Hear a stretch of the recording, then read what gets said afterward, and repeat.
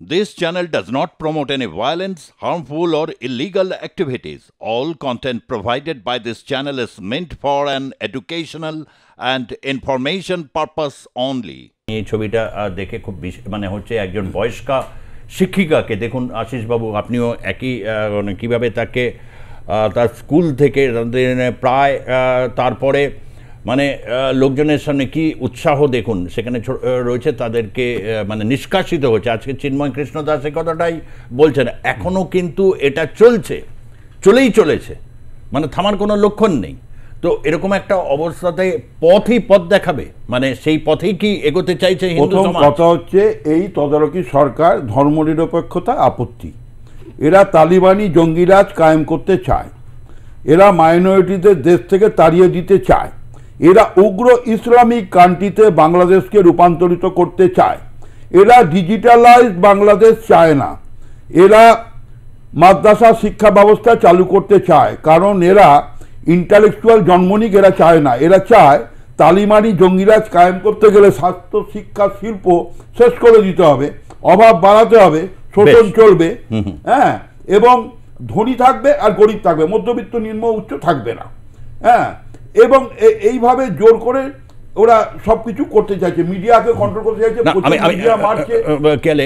এইখান থেকে দাঁড়িয়ে একটা নিঃসন্দেহে এটা তো চায়, আপনি এটা বলছেন, কিন্তু আমার কথা হচ্ছে যে সনাতন মানে যে সমাজ ফোকাস করি আমরা সেই জায়গাটায়, যে কোনো আন্দোলন, দেখুন আন্দোলন আমরা দেশে দেখেছি, বাংলাদেশে এরকম একটা যখন রয়েছে, আমরা যখন ধারাবাহিকভাবে করছি তাহলে একটু গভীরতা দিয়েই দেখা উচিত নিশ্চয়ই, এবং সেই দেখানোর চেষ্টা করছি। এটাতে অনেক সময় বিপক্ষে অনেকে রয়েছেন, বিভিন্ন রয়েছেন যারা ভারতীয় সংবাদ মাধ্যমকে প্রতিনিয়ত কটাক্ষ করতে চাইছেন।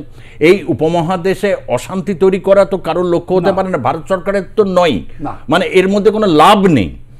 সুতরাং সেই জায়গা থেকে দাঁড়িয়ে এটাই কি ওখানকার কেন হচ্ছে, দেখুন যাই হোক এরকম কঠিন পরিস্থিতিতে চিন্ময় কৃষ্ণ দাস কিন্তু একটা দারুণভাবে নেতৃত্বে তিনি উঠে আসছেন, একটা নতুন প্রজন্মের হিন্দু নেতা। মানে আমরা গোবিন্দ প্রামাণিককে দেখতে পাচ্ছি, গোবিন্দ প্রামাণিক ইতিমধ্যে তার আওয়ামী লীগ বিরোধিতা এবং হিন্দু সমাজের অত্যাধিক আওয়ামী লীগের সাথে সম্পৃক্ততা গোবিন্দ প্রামাণিককে করছে। আগামী দিনে কোথায় হতে চলেছে? আগামী দিনে বাংলাদেশে কতগুলো জায়গা আছে, সেই জায়গাগুলো হিন্দু প্রধান অঞ্চল। আমি তার মধ্যে উনি যেহেতু বাংলাদেশে গেছেন, উনি সব জায়গাগুলো জানেন। ঢাকা থেকে চট্টগ্রাম যেতে গেলে 240 কিলোমিটার রোডের ওপর কুমিল্লা পড়ে, তারপরে সীতাকুণ্ডু পড়ে চট্টগ্রাম ঢুকতে যাওয়ার আগে।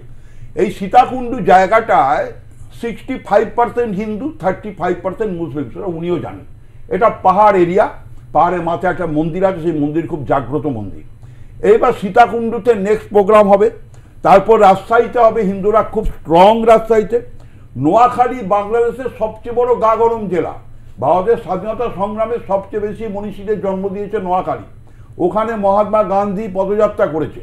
এই নোয়াখালীতে যেটা হবে সেটা কিন্তু আরও মারাত্মক, চট্টগ্রামের থেকে অনেক বড় হিন্দু সমাবেশ হবে।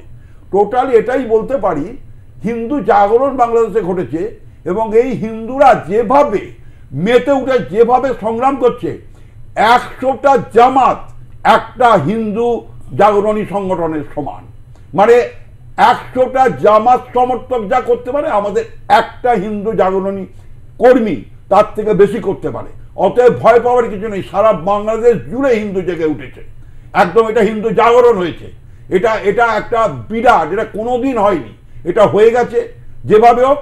এবং এতে এরা লড়বে, বাংলাদেশের জমিতে দাঁড়িয়েই লড়বে, এবং এরা যাবে না। এবং অলরেডি চিন্ময় বাবু তিনি তার বক্তৃতায় বলেছেন, মহারাজজি, যে আমাদের জনসংখ্যা বাড়াতে হবে, জনসংখ্যার ওপর গুরুত্ব দিতে হবে।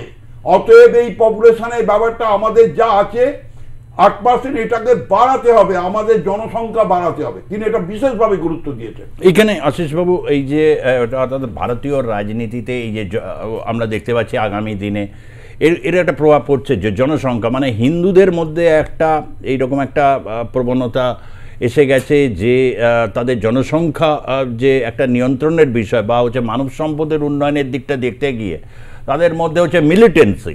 এটা স্বামী বিবেকানন্দও বলতেন যে মিলিটেন্সিটা দরকার, যে কোনো ধর্ম বা যে কোনো জাতির ক্ষেত্রে মিলিটেন্সি দরকার। কিন্তু মিলিটেন্সি টাকে যদি অন্য খাতে বয়ে যায়, আমরা দেখতে পাচ্ছি মহিলাদের চরম অসম্মান, একজন কিরকম টানতে টানতে স্কুল থেকে বার করে নিয়ে যাওয়া হচ্ছে।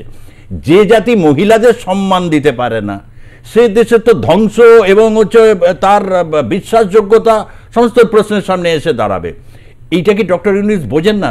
না বুঝে তার কিছু করার নেই। তিনি কি কোথাও একটা জায়গায় যে এই যে আপনার ভাষায় যাদেরকে আপনি বাচ্চা শিবির বলেন বা নাবালক বলেন, নাবালক এই সমস্ত স্বেচ্ছাসেবক বা তারা হাতে নিয়েছেন, আপনি এই কথাটাও খুব বললেন, এগুলো নিঃসন্দেহে অনেকের শুনতে ভালো লাগবে, কিন্তু তথাপি প্রত্যেক বক্তার বক্তব্য নিজস্ব একটা রয়েছে। আপনি বললেন যে আজকে প্রকৃত ছাত্র নেই ব্যতিক্রম ছাড়া, আগে ছিল ব্যতিক্রম এই ধরনের শিবিরের লোকজন, কিন্তু তারা এতটাই ফুলে ফলে হয়েছে, সেটা আজকে হয়েছে। কোথাও একটা জায়গায় শেখ হাসিনাকেও অনেকে কিন্তু SOS পাঠাতেন। বলা হয় শেখ হাসিনার সাথে গ্রাসরুট লেভেলের বা বিভিন্ন লেভেলের অনেক নেতার যোগাযোগ বিচ্ছিন্নতা বা নতুন প্রজন্মের অ্যাসপিরেশন বা তিনি টের পাননি, যে কারণে আজকে এটা হয়েছে এরকম পরিস্থিতি।